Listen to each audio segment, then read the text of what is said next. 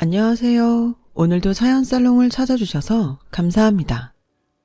30대 후반 주부예요. 살면서 살림이 나아진 집은 첫째가 고생, 잘 살다가 나중에 망한 집은 막내가 고생이라고 하잖아요. 저희 시댁의 경우는 전자였어요. 노름에 빠져서 대대로 내려온 전답에 하나 남은 집까지 팔아먹고 돌아가신 시아버지 탓에 제 남편은 어려서부터 가장 노릇을 하며 고생을 했거든요. 어머님 말씀으론 제 남편이 공부를 잘해서 동네에 소문난 수재였다는데 집이 찢어지게 가난한 탓에 대학은 꿈도 못 꾸고 낮에는 일하고 밤에 야간고등학교에 다녔다고 하더라고요. 내 자식이지만 큰애는 정말 버릴 게 하나 없는 사람이다. 못난 부모 만나 어릴 때부터 굶기도 많이 굶고 이 고생 저 고생 안 해본 게 없는 애야. 애미로서 해준 것도 없고 고생만 시킨 게 마음에 걸리는구나. 살아생전에 어머님께서는 늘 이렇게 말씀하셨어요. 어머님 말 맞다나 제 남편 같은 사람도 없을 거예요. 성실하고 자상한 데다 어려운 사람을 보고 그냥 넘기는 적이 없는 사람이죠. 의경으로 제대하고 경찰이 된 남편은 동네 파출소에 있을 때도 사비를 털어 독거노인과 부르청소년을 돕곤 했어요. 쉬는 날에도 몸이 불편한 동네 어른들 찾아뵙느라 휴일도 반납할 정도였죠. 9년 전에 어머님이 돌아가시고부터는 아예 10살 어린 동생을 맡아 키우고 대학 공부까지 시켰죠. 시동생 결혼할 때는 신혼집 구하라고 대출까지 받아 전셋집을 해주었고요. 저희 친정엄마는 이런 제 남편을 보고 오지랖이 넓다고 탓하지만 그때까지만 해도 저는 그렇게 생각 안 했어요. 부모 없이 결혼하는 동생을 생각하는 남편의 마음을 잘 아니까요. 그래서 그 뜻을 따랐던 거고요. 천성이 착한 사람이라 그 정도 일은 당연한 거라고 생각했거든요. 그런데 지금에 와서는 그때 남편을 말리지 못한 게 천추의 한이 됐네요. 왜냐고요? 바로 얼마 전 시동생이 했던 행동 때문에요. 한때 세상에 둘도 없이 우애가 깊던 남편과 시동생의 관계가 남보다 못한 사이가 된 건 불과 몇 년 전부터예요. 동서가 주식으로 대박을 치면서 많은 돈을 벌고부터였죠. 옛말엔 곳간에 인심 난다고 했지만 실상은 곳간이 채워질수록 개구리 올챙이적 생각을 못하더라고요. 허울 좋은 옛말일 뿐이었던 거죠. 없는 살림에 돈이 생기고 보니 시동생 내외 목에 힘부터 들어갔어요. 그리곤 위아래도 모르고 까부는데 성질 같아선 한 대 패고 싶을 정도였죠. 모르긴 해도 예전에 저였다면 정말 그랬을지도 모르겠네요. 100일 동안 마늘과 쑥으로 버티던 웅녀 심정으로 꾹 참았다니까요. 사실 저에게는 남편만 아는 오래된 비밀이 있어요. 그 얘기를 하자면 20년 전으로 거슬러 올라가야 돼요. 제가 17살이던 시절로요. 당시 저는 소위 말하는 날라리였어요. 처음부터 그랬던 건 아니고 15살 때 아빠가 돌아가시고 엄마랑 단 둘이 살게 되면서 일탈을 하게 된 거였죠. 아빠가 돌아가시고 엄마는 외롭다는 이유로 툭하면 집에 남자를 들였어요. 제 눈에는 그런 엄마가 사람으로 보이지 않았죠. 아빠의 온기가 채 가시기도 전에 남자를 집에 들이는 게 도저히 이해가 안 갔으니까요. 그래서 허구한 날 엄마와 싸웠어요. 엄만 남자 없으면 못 살아? 뭐가 그렇게 외롭다고 툭하면 집에 남자를 들여? 내 입장은 생각 안 해? 자식 보기 창피하지도 않냐고. 인연이? 뭐가 어쩌고 어째? 그동안 먹여주고 키워줬더니 고마운 줄은 모르고 어디서 엄마한테 대들어. 그래, 난 남자 없으면 안 된다. 외로워서 죽을 것 같은데 어떡해. 딸년이라고 하나 있는 게 혼자 남은 엄마 걱정은 못할 망정 타박은? 그리고 내가 뭘 그렇게 잘못했니? 내가 불륜을 저질렀어? 남의 남자를 뺏어서 만났어? 말해봐.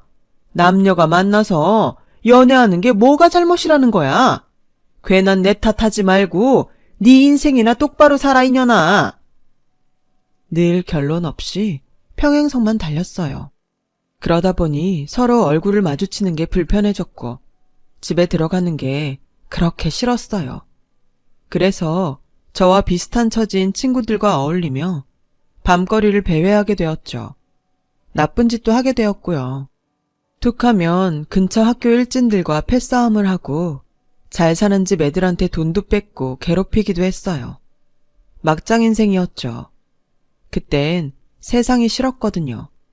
불행한 나와는 달리 행복하게 사는 사람들을 보면 괜히 화가 났어요. 변명 같지만 나도 남들처럼 평범한 가정에서 사랑받고 자랐다면 이렇게 삐뚤어지지는 않았을 거라 생각했죠. 참 철이 없었던 거예요. 하루는 배가 고파서 친구들과 동네 슈퍼에 들어가 빵과 과자를 훔쳤는데 도망치는 과정에서 문턱에 발이 걸려 넘어지는 바람에 저만 잡히게 됐어요. 그때 신고를 받고 달려온 경찰이 바로 지금의 제 남편이에요. 경찰을 보자 주인 아줌마는 저를 당장 감옥에 쳐넣으라며 길길이 뛰셨어요. 그동안 없어진 물건값까지 다 저한테 물어내라면서요. 저런 것들은 사회에서 격리시켜야 돼. 대가리에 피도 안 마른 게 벌써부터 남의 물건에 손대는데 어디 제대로 된 인간이 되겠냐고. 하나를 보면 열을 안다고. 모르긴 해도 네 부모도 너랑 똑같은 년놈들일 거다. 그러니 자식을 도둑년을 만들었지. 에휴, 저런 것도 딸년이라고? 네 엄만 너 낳고 미역국을 먹었다니? 네 엄만 낯짝이 궁금하다. 순간 그 말에 울컥했어요. 아무리 제가 잘못은 했지만 죄 없는 우리 엄마까지 들먹이니까 화도 나고 속이 상했거든요. 그때였어요. 얼굴이 빨개진 남편이 버럭 질렀어요. 아주머니, 말이 심한 거 아닙니까? 아주머니도 자식 키우는 입장이면서 무슨 말을 그렇게 하세요? 이 학생이 돈을 훔친 것도 아니고 빵이랑 과자였어요. 보면 몰라요? 배가 고파서 훔친 거라는 걸. 어른이 돼서는 그 정도 헤아려줄 아량도 없으세요? 물론 훔친 건 잘못이지만 적어도 얼마나 배가 고팠으면 그랬을까 하는 생각 정도는 하실 수 있는 거잖아요. 그런데 거기다 대고 왜 부모 욕까지 하셔야 되겠어요? 정말 너무하시네요. 그 말에 주인 아줌마는 더 이상 아무 말도 하지 않았어요.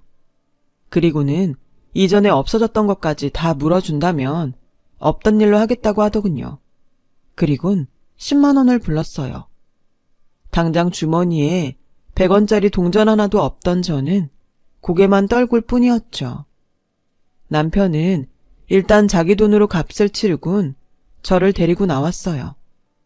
그때까지 제 머릿속에는 파출소에 도착하면 엄마한테 전화를 할 테고 그럼 엄마 얼굴을 어떻게 보나 그 걱정뿐이었어요. 그런데 남편이 저를 파출소가 아닌 분식집으로 데리고 가지 뭐예요. 그리고는 김밥과 떡볶이, 순대까지 잔뜩 시켜주었어요. 일단 먹자. 나머지 일은 먹고 나서 해결하자고. 내가 많이 굶어봐서 아는데 배고프면 아무 생각도 안 나. 남편은 제 손에 젓가락을 쥐어주며 다정하게 웃어주었어요. 슈퍼에서 봤을 땐 몰랐는데 가까이서 보니 저랑 나이 차이도 얼마 안 나는 젊은 오빠더라고요. 그런데도 행동은 나이 든 어른들보다 더 어른 같더라니까요. 저희 엄마나 슈퍼 아줌마보다 더요.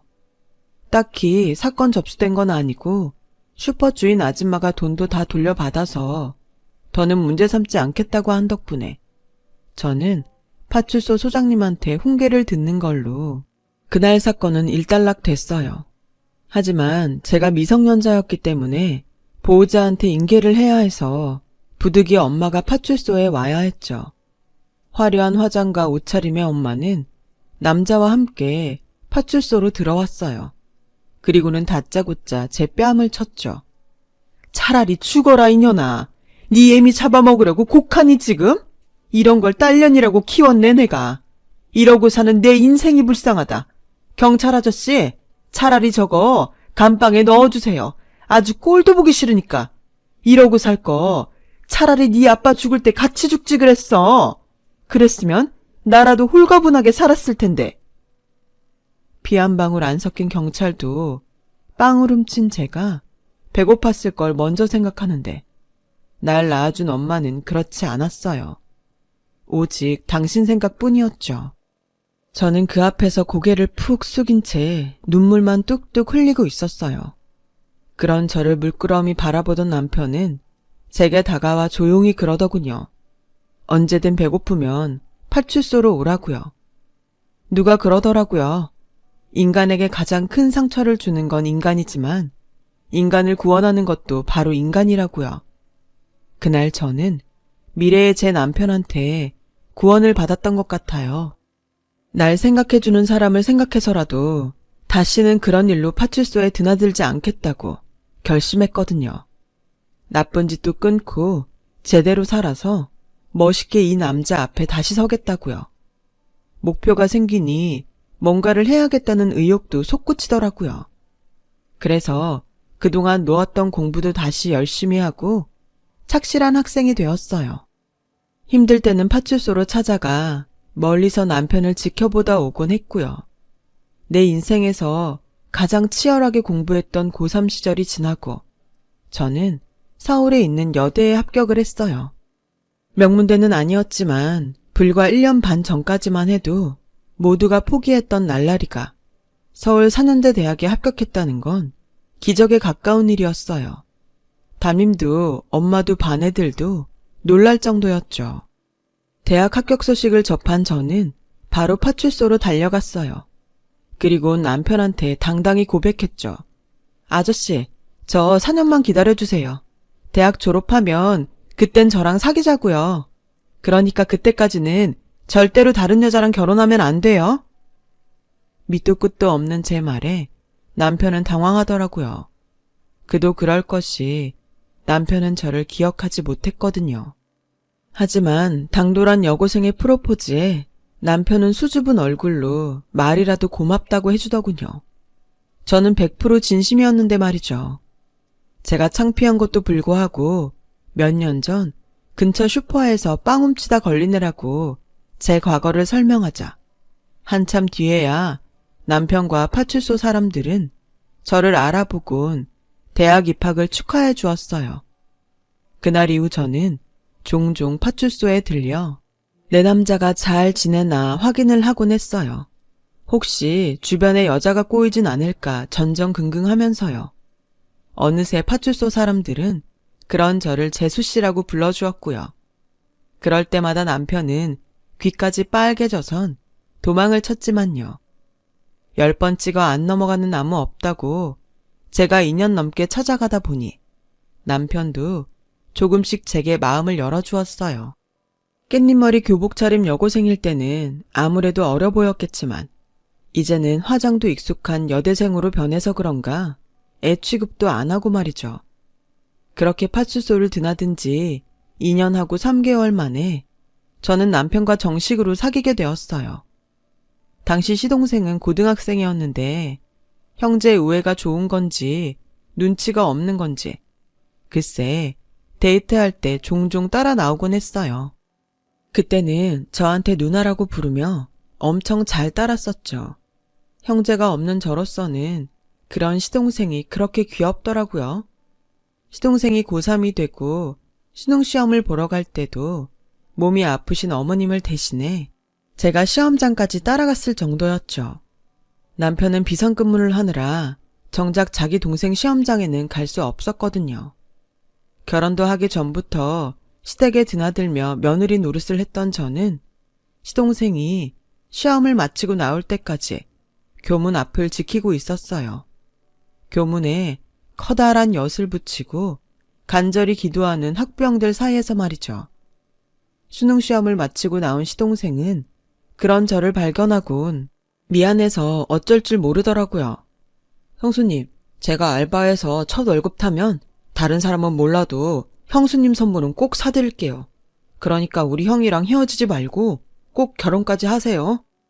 남편과 달리 넉살이 좋은 시동생은 추위에 덜덜 떨고 있던 제 손을 꼭 잡아주며 그러더라고요. 다행히 수능 성적이 잘 나온 시동생은 무난히 서울 사는대 대학에 합격했고 입학 전까지 아르바이트를 하며 용돈을 벌었어요. 그리고는 약속했던 대로 제게 귀걸이를 선물해 주었죠. 은도 아니고 싸구려 길거리표였지만 아직도 그 귀걸이를 가지고 있을 만큼 제게는 뜻깊은 선물이었어요. 대학을 졸업한 저는 전공을 살려 교육 관련 회사에 취직을 했고 그해 가을 드디어 결혼을 하게 되었죠. 주변에선 뭐 그리 일찍 결혼을 하냐고 했지만 솔직히 친정 엄마와 사이가 안 좋았던 저는 하루라도 빨리 결혼해 집을 탈출하고 싶어서 더 서둘렀어요. 고부간의 갈등으로 고생하는 사람들도 있겠지만 제 경우는 오히려 어머님이 친정 엄마보다 편하고 좋았어요. 어린 나이에 없는 집에 시집와 고생이 많다시며 늘 제 걱정을 해주실 정도로 저희 어머님은 따뜻한 분이었거든요. 그렇게 몇 년간 시어머니의 사랑을 듬뿍 받으며 모처럼 사람 사는 것처럼 살았는데 제가 첫 애를 임신하던 그해 어머님이 갑자기 세상을 떠나셨지 뭐예요. 막상 돌아가시고 나니까 그간 맞벌이 한다는 핑계로 어머님께 밥이며 빨래까지 맡겨왔던 게 그렇게 죄송할 수가 없더라고요. 살아계실 때 좀 더 잘해드릴 걸 하는 생각에 한동안 엄청 힘들었어요. 든자린 몰라도 난자린 티가 난다고 어머님의 빈자리는 무척 크게 느껴지더라고요. 남편은 남편대로 가장으로서 어머님의 빈자리를 채우려고 전보다 더 노력하는 것 같았어요. 특히 아직 대학생인 시동생한테요. 그런 마음을 잘 아는 시동생도 형한테 부담 지우지 않으려고 학과 공부도 알바도 열심히 하더라고요. 그런 모습이 참 기특했어요. 그렇게 한 몇 년간은 우애 깊은 형제 사이에서 저는 평탄한 결혼 생활을 이어갈 수 있었어요. 한때 놀던 아이였던 흔적은 깨끗이 지운 채 말이죠. 거기다 남편이 근무지를 옮겨서 더더욱 제 과거를 아는 사람이 없었죠. 그 사이 군대도 다녀오고 대학까지 졸업한 시동생은 의료기를 취급하는 중소기업에 취직해 직장 생활을 했어요. 거기서 경리과 직원이던 동서를 만나 결혼을 하게 되었고요. 둘 다 사회생활을 막 시작한 시점이라 모아놓은 돈도 없었지만 속도 위반을 하는 바람에 서둘러야 했어요. 그래서 시동생 집은 우리가 마련해 주어야 했죠. 남편도 그렇지만 저 역시 시동생과는 친형제처럼 살았던지라 그땐 당연한 일이라고 생각했어요. 그래서 오히려 제가 나서서 은행 대출을 알아봤었죠. 동서 친정도 형편이 좋지 않아서 결혼 준비도 저희 집에서 거의 도맡아 해주었어요. 동서가 출산할 때도 마찬가지였고요. 그래도 그땐 아깝단 생각은 전혀 없었어요. 그러다 3년 전쯤인가 한창 주식 붐이 불었을 때 동서가 적금 탄 돈으로 시동생 몰래 주식에 투자를 했었던가 봐요. 그런데 그게 엄청 대박이 나서 글쎄 아파트 한 채 값을 벌었지 뭐예요. 상황이 그렇다 보니 이후엔 아예 시동생 부부가 둘 다 주식에 맛을 들여 공격적으로 투자를 하기 시작했죠. 그리고는 2년도 안 돼 수십억 자산을 손에 쥐게 된 거예요. 그게 불행의 시작이었죠. 돈이 좀 생기자 시동생과 동서는 둘 다 회사를 그만두고 집에서 본격적으로 주식 투자를 하기 시작했어요. 주식에 빠져본 분들은 아실 거예요. 이게 사람이 할 짓이 아니거든요. 매일 모니터에 그래프를 띄워놓고 모든 생활을 그 앞에서 하더라고요. 장이 마감되면 그제야 자고 다음 날 장이 서면 다시 모니터 앞에서 죽치고 살고 문제는 육아였죠. 아무리 돈도 좋다지만 그래도 자식은 제대로 돌봐야 하는데 둘 다 애는 뒷전이고 주식에만 빠져 살더라고요. 한 번은 김치를 전해주러 집에 갔는데 애가 곰팡이가 핀 빵을 뜯어먹고 있지 뭐예요. 제가 달려들어 빵을 뺏고는 동서를 불렀어요. 동서, 주식 투자도 좋지만 하은이 밥은 제대로 챙겨줘야지. 하마터면 곰팡이 빵을 먹을 뻔했잖아. 애 밥은 제대로 먹이고 있는 거야? 그랬더니 글쎄 제 품에 안긴 애를 뺏어가면서 그러지 뭐예요. 형님이 뭔데 나한테 훈계해요. 시어머니도 아니면서. 남이사 애한테 빵을 먹이든 밥을 먹이든 신경 끄라고요. 자기가 애가 없으니까 괜히 남의 애한테 엄마 노릇하려고 들어. 동서의 말에 순간 눈물이 핑 돌았어요. 사실 저는 몇 년 전에 불임 판정을 받았거든요. 안 그래도 아이 얘기만 나오면 죄인이 되는데 그걸 잘 아는 동서가 저의 가장 아픈 부분을 꾹 찌르지 뭐해요. 서운하더라고요. 지금껏 뭘 바라고 자기들한테 잘해준 건 아니지만 그래도 이런 식으로 제게 비수를 꼽을 줄은 몰랐어요. 그래서 더 말 않고 집으로 돌아왔어요. 그런데 그날 이후 사과 전화도 한 통 없더라고요. 괘씸해서 이후론 저도 김치고 반찬이고 일절 안 해줬어요. 그런데 시동생네한테 이런 대접을 받은 게 저뿐만이 아니더라고요. 시동생도 저희 남편한테 점점 함부로 굴기 시작한 거예요. 형, 언제까지 경찰이나 하고 살 거야. 고졸경찰은 승진도 어렵다는데. 그냥 이참에 경찰 그만두고 딴 일 찾는 게 낫지 않겠어? 형 나이도 있는데 더 늦으면 이직도 힘들어. 정 일자리 없으면 내가 한번 자리 알아봐 줄까? 돈 좀 있다고 거들먹거리면서 형한테 하는 꼴이 어찌나 꼴사납던지 정말 주먹이 부르르 떨리더라고요. 그래서 제가 나서서 한마디 했죠. 도련님, 형한테 그게 무슨 말이에요? 경찰이 뭐 어때서요? 지금껏 이이가 경찰에서 번 돈으로 도련님 대학도 보내고 장가도 보냈어요.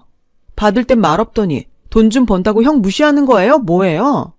한 번만 더 이이 앞에서 그딴 소리 하면 저 정말 가만 안 있어요. 형수, 여기서 그 얘기가 왜 나와요? 등록금이랑 전셋집 해준 거 돌려달라 그 뜻이에요? 참 치사하게. 알았어요. 그깟 돈 얼마나 한다고? 내가 2배, 아니 3배 쳐서 드릴게요. 그럼 됐죠? 더러워서 정말. 시동생은 오히려 지가 더 화를 내곤 밥을 먹다 말고 집으로 돌아갔어요. 아, 내 친동생 같았으면 당장 멱살을 잡아서 내동댕이 쳤을 텐데 시동생이라 그러지 못한 게 억울해서 한숨만 푹푹 쉬고 있는데 남편이 조용히 수저를 놓고 일어났어요. 그리고는 안방으로 들어가더군요. 그런 남편의 뒷모습을 보니 어찌나 가슴이 아프던지 저 사람이 말은 안 해도 지금 심정이 어떨지를 누구보다 잘 알겠더라고요. 그날 이후 시동생 부부는 저희 집에 발걸음을 뚝 끊었어요.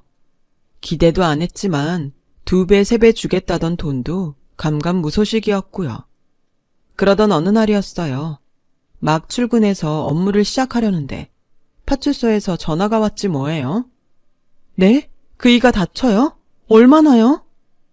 순찰을 나갔던 남편이 공사장에서 무단으로 투기한 폐자자에 걸려 넘어져 다리를 다쳤다더라고요.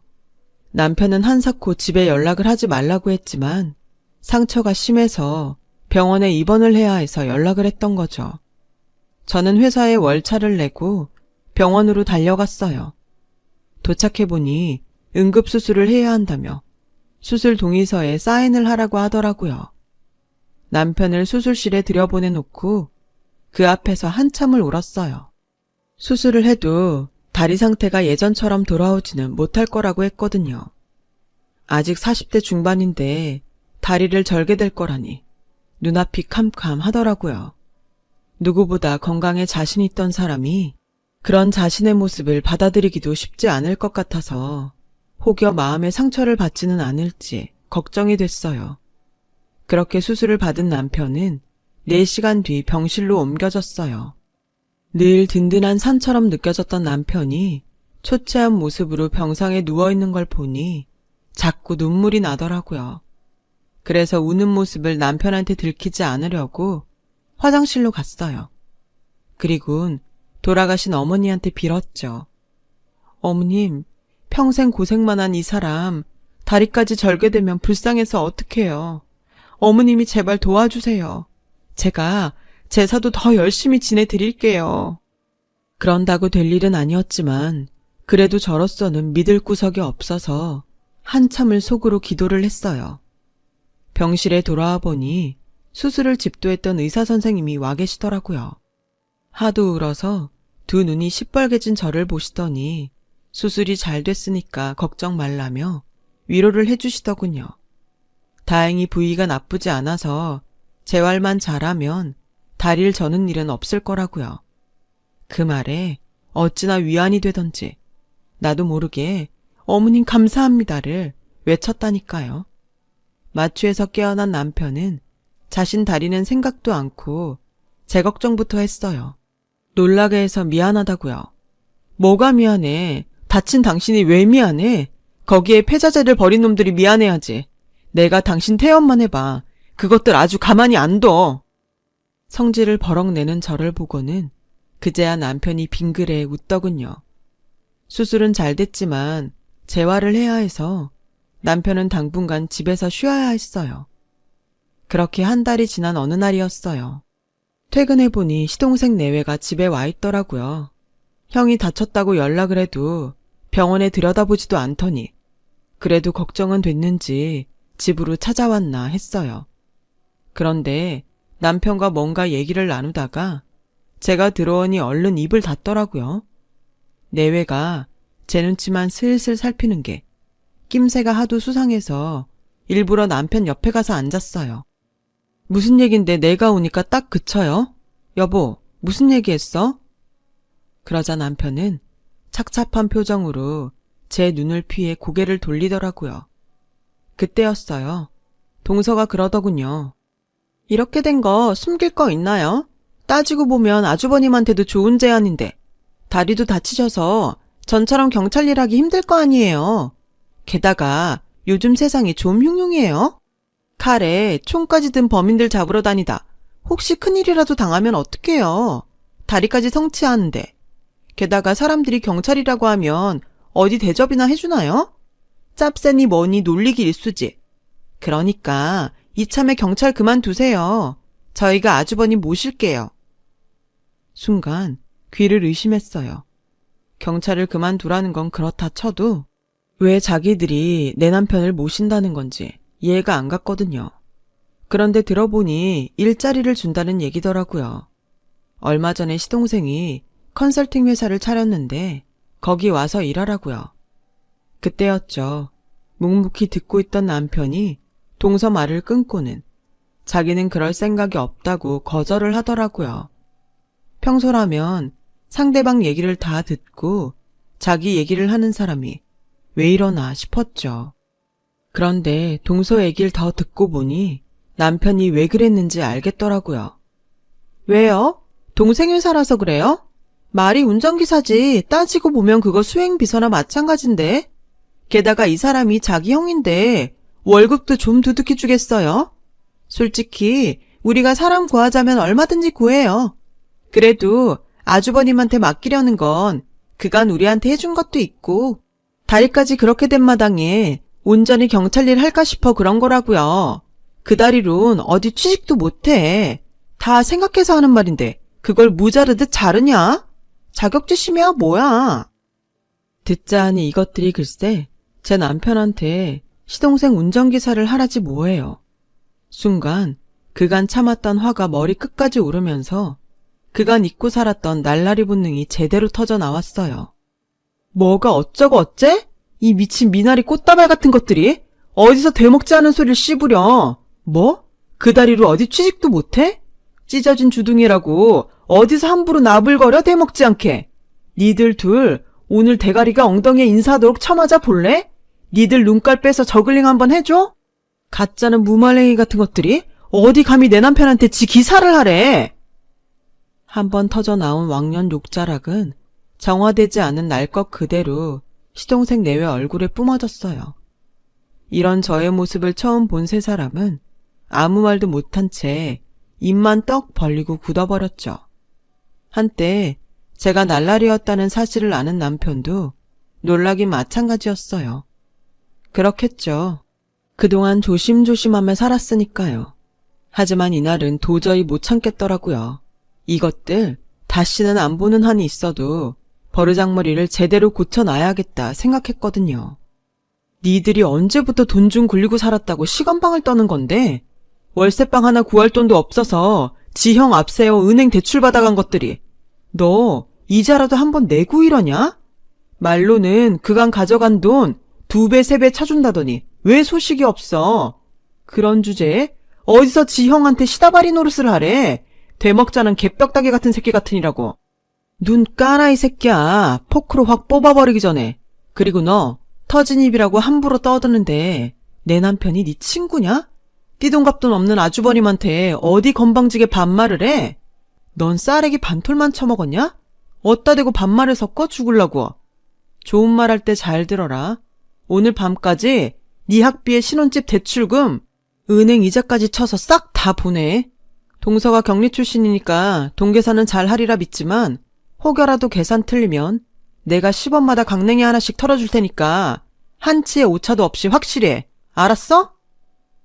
성질이 잔뜩 난 저는 시동생 내외를 집에서 내쫓고 문을 걸어 잠궜어요. 그리고 몇 시간 뒤 남편 계좌로 목돈이 들어왔더라고요. 사실 이게 은행 이자를 제대로 친 건지 어쩐 건지는 잘 모르겠더라고요. 애초에 돌려받을 생각도 안 왔던 돈이니까요. 그래서 그냥 덮으려고 했는데 남편이 껄껄대며 그러더군요. 지금껏 자신이 저를 보호하고 산다고 생각했는데 오늘 보니 제가 자신의 보호자였다고 말이에요. 누가 보호자면 어때요? 살맛 떼고 사는 동안 서로 위하고 살면 되죠. 3개월간의 재활을 마친 남편은 다시 업무에 복귀했어요. 남편 말로는 아직 완쾌는 아니지만 몇 달 뒤엔 전처럼 날아다닐 수 있을 것 같다네요.